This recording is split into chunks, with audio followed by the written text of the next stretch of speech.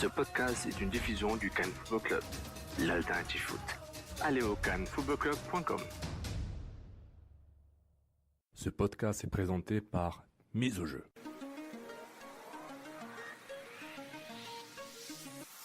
Mise au jeu. Gages-tu? Salut tout le monde, Étienne Boutier avec vous pour ce résumé du jour de la Coupe du Monde 2018, édition du 2 juillet. On avait le droit à deux affiches très intéressantes aujourd'hui. On débute tout d'abord avec le match opposant le Brésil et le Mexique. Les Brésiliens qui se sont imposés par la marque de 2-0. Un but à la 51e minute de Neymar et Firmino est venu donner le but d'assurance à la 88e minute. Malgré le score, on a le droit à tout un match du gardien Guillermo Ochoa, le gardien mexicain qui s'est illustré à maintes reprises là, pour bloquer les tentatives là, des attaquants brésiliens.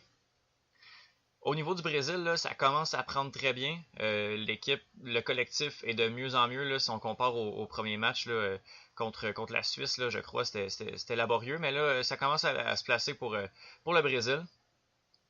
Le Mexique avait démontré des lacunes dans son dernier match contre la Suède. Ils ont bien tenté, mais le manque d'opportunisme là, les a rattrapés contre un Brésil qui est très en forme aujourd'hui.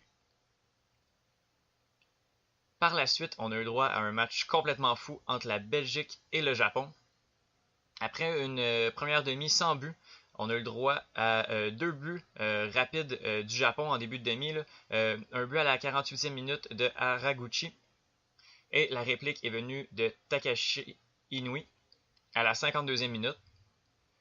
Et à partir de là, la Belgique était complètement surprise par les Japonais qu'on n'attendait peut-être pas, qu'on s'attendait peut-être pas à ce qu'elle prenne les devants rapidement comme ça en deuxième demi ou même dans le match. Là. Les changements du sélectionneur Martinez ont été payants. À la 69e minute, Vertonghen, d'une tête qui semblait être un centre ou une passe, là, a marqué pour faire 2-1 là, à la 69e minute. Par la suite, Marouane Fellaini, d'un super but de la tête, est venu niveler la marque à la 74e minute. Et puis on semblait se diriger vers les prolongations et même voir les phases de pénalité. Mais une contre-attaque assez rapide de la Belgique a mené au but de Nasser Chadli à la 94e minute, ce qui a donné la victoire à la Belgique, là, une victoire assez impressionnante là, de remonter comme ça au score, là, c'était très beau à voir.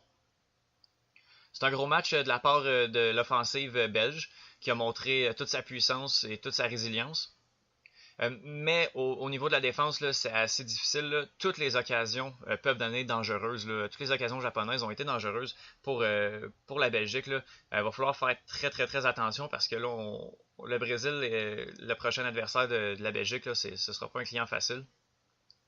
C'est dommage pour l'équipe japonaise qui en avait séduit plus d'un là, en phase de groupe.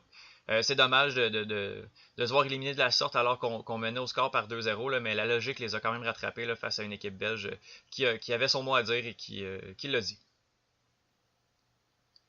Alors, réservez votre 6 juillet après-midi. À 14h, le Brésil va affronter la Belgique. Ça risque d'être la plus grosse affiche des quarts de finale, là, puis une des très très grosses affiches de cette Coupe du Monde, là, des phases d'élimination. Là. J'ai très très hâte de voir ça. Au programme de demain, la Suède va affronter la Suisse et la Colombie va affronter l'Angleterre pour la fin des huitièmes de finale. Au niveau des pronostics, pour le match Suède-Suisse, ça me fait mal de dire ça, là, mais je pense que je vais donner l'avantage à la Suède. J'aime beaucoup l'équipe suisse, j'aime beaucoup les joueurs suisses, mais c'est trop beau comme histoire. Là. Au niveau de la Suède, là, on a offert des très belles performances contre le Mexique et contre la Corée. On a offert aussi, on a fait très très peur aux Allemands pendant le match de poule. Là. Donc avec l'Italie qu'on a réussi à sortir du mondial ou qu'on a réussi à battre en qualification pour le mondial, les Pays-Bas en qualification aussi, là, je pense que la Suisse, sortir de la Suisse, ce serait une suite logique pour la Suède. Alors je vais y aller du côté des Suédois là, qui ont un collectif très très très impressionnant depuis le début de la Coupe du Monde. Et pour le match Colombie-Angleterre, ça va dépendre de la forme de James Rodriguez. Je pense que si le joueur est présent et est bien en forme, là, parce qu'il n'a pas montré encore tout l'étendue de son talent, là, surtout en sélection, là, James est un joueur assez talentueux. Je pense que s'il est en forme, là, la Colombie peut aller l'emporter contre une Angleterre qui a offert de très belles performances depuis le début du tournoi. Mais c'était contre la Tunisie et le Panama. J'ai l'impression que c'est une équipe qui est à l'image de la Belgique, là, une attaque assez impressionnante, mais une défensive qui propose quelques lacunes.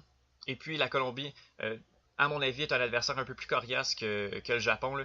Je pense qu'on ne va pas manquer d'opportunisme du côté de la Colombie, qui est une belle équipe là, depuis le début du tournoi. Ça n'avait pas été facile au début avec le premier match où on a pris un carton rouge à la 3e minute. Là. Mais il y a des joueurs qui se sont levés. Falcao a finalement réussi à avoir son but en Coupe du Monde, ses matchs en Coupe du Monde.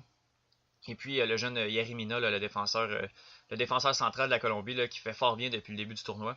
Donc moi je vais donner l'avantage à la Colombie si on a un Rames en forme. Sinon je pense que l'Angleterre a aussi son mot à dire dans ce match-là là, parce que c'est une équipe qui a beaucoup de talent, qui a beaucoup de joueurs offensifs, mais j'ai peur là, que ce soit plus difficile en défense.